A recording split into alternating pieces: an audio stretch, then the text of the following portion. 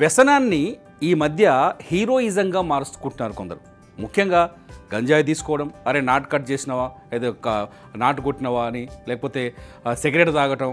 ఈ మధ్యకాలం అయితే కొంత పిల్లల్ని ఈ వ్యసనాల వైపు మళ్లించడానికి కొందరు అక్రమార్కులు చాక్లెట్ల రూపంలో కూడా ఈ డ్రగ్స్ని సప్లై చేస్తున్నారు. ఇటువంటి గంజాయి చాక్లెట్లకు కానీ ఈ వ్యసనాలకు కానీ అలవాటు పడకుండా ఉండాలంటే, మన పిల్లలు అటువైపు వెళ్లకుండా ఉండాలంటే ఎటువంటి జాగ్రత్తలు తీసుకోవాలి? ఈ అంశాలన్నింటినీ మనతో చర్చించడానికి స్టూడియోలో ఉన్నారు డాక్టర్ జయరాం రెడ్డి గారు. జయరాం రెడ్డి గారు డాక్టర్ వైజేఆర్ హోమియో క్లినిక్ నిర్వహిస్తున్నారు.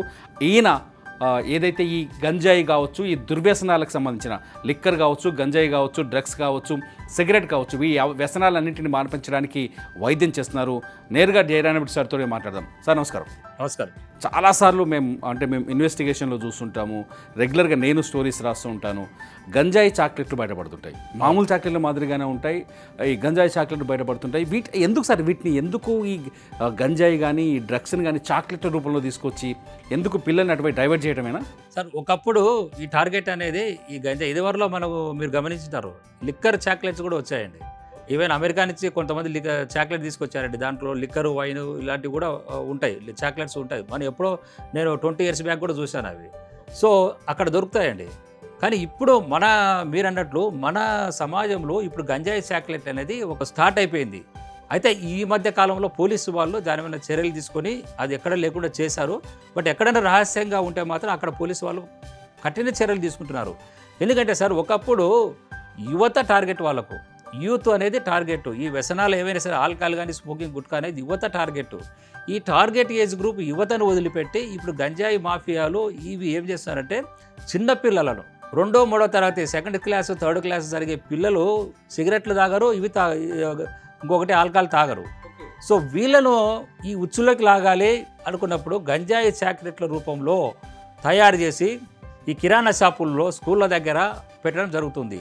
రొటీన్గా పిల్లలు చాక్లెట్ కదా అన్నట్లు ఆ చాక్లెట్ తెలియకుండా చాక్లెట్ కొనేస్తారు. ఒక చాక్లెట్ తిన్నప్పుడు వాడికి జనరల్గా గంజాయి చాక్లెట్ తిన్నప్పుడు జనరల్గా వాళ్ళకు కొంత తేడా కనపడుతుంది పిల్లలకు. ఓకే, కొంచెం కనుక్కోగలిగిన వాళ్ళైతే కనుక్కోగలుగుతారు. లేదా అలవాటు పడిన వాళ్ళు ఏదో మజాగా ఉంది, ఆనందంగా ఉంది, ఆటోమేటిక్గా మత్తు వస్తుంది కదా. 1st, 2nd class పిల్లల కంటే 3rd, 4th class కొంచెం ఏజ్ పిల్లలకు కొంత ఆనందం, మత్తుగా ఉంటుంది. సో కాబట్టి ఈ చాక్లెట్ తినడం వల్ల మజాగా ఉంది అని పక్క పిల్లలు చెప్పడం వల్ల వాళ్ళందరూ ఆ చాక్లెట్లకు అలవాటు పడే అవకాశం ఉంది.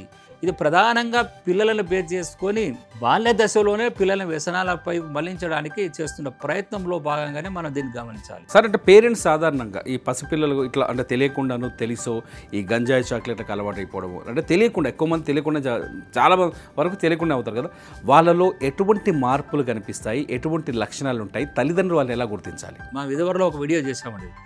ఒక 39 క్వశ్చన్స్ ఉంటాయి యాప్ అనేది. ఆ వీడియోలో కూడా చెక్ చేసుకోవచ్చు ప్రేక్షకులు.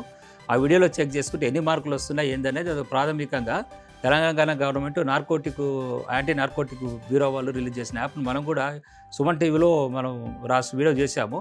ఆ వీడియోలో చెక్ చేసుకుంటా కూడా వ్యసనాలకు బానిస కావడానికి ఎన్ని మార్కులు వస్తున్నాయి పిల్లలు గమనించడానికి చక్కటి వీడియో చేశాం సార్. సో దాని ద్వారా వాళ్ళు తెలుసుకోవచ్చు.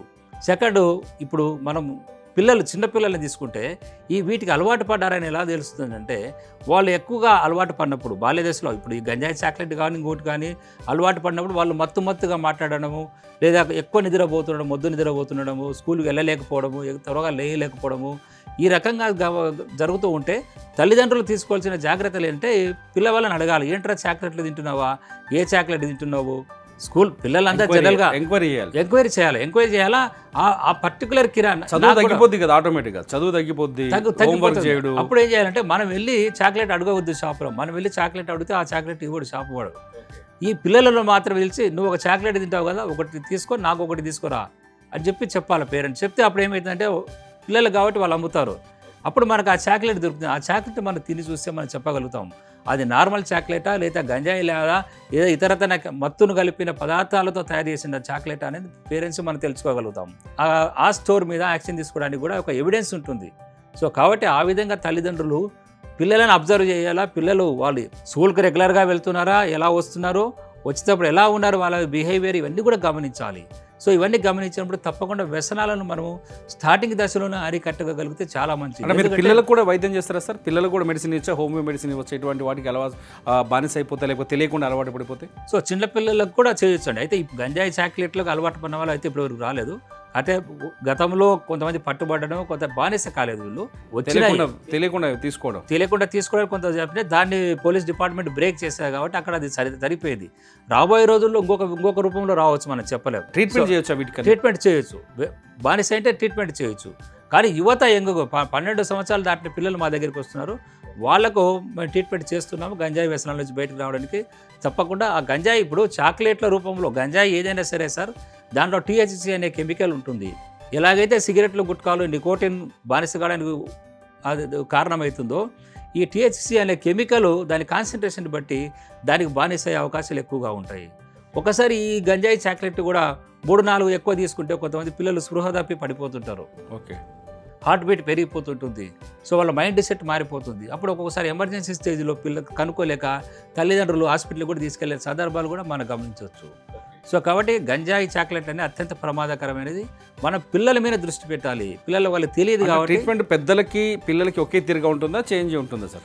ట్రీట్మెంట్ ఒకే విధంగా ఉంటుంది సార్. ట్రీట్మెంట్ అంటే డిపెండ్ ఆన్ ద స్టేజ్ని బట్టి ఏ మోతాదులో తీసుకుంటాడు, ఫిజికల్ కండిషన్ ఎలా ఉంది, మైండ్ కండిషన్ ఎలా ఉంది, ఎలా బిహేవియర్ ఎలా ఉంది, ఇవన్నీ బేస్ చేసుకుని మనం ట్రీట్మెంట్ అనేది సిస్టమేటిక్గా ఉంటుంది. అంటే మీకు ఫోన్ కాల్ ద్వారా కాంటాక్ట్ చేయొచ్చు, మిమ్మల్ని ఆన్లైన్లో కూడా సంప్రదించవచ్చు సార్? ఎందుకంటే చాలా మంది చెప్పుకోలేరు కదా పిల్లల గురించి.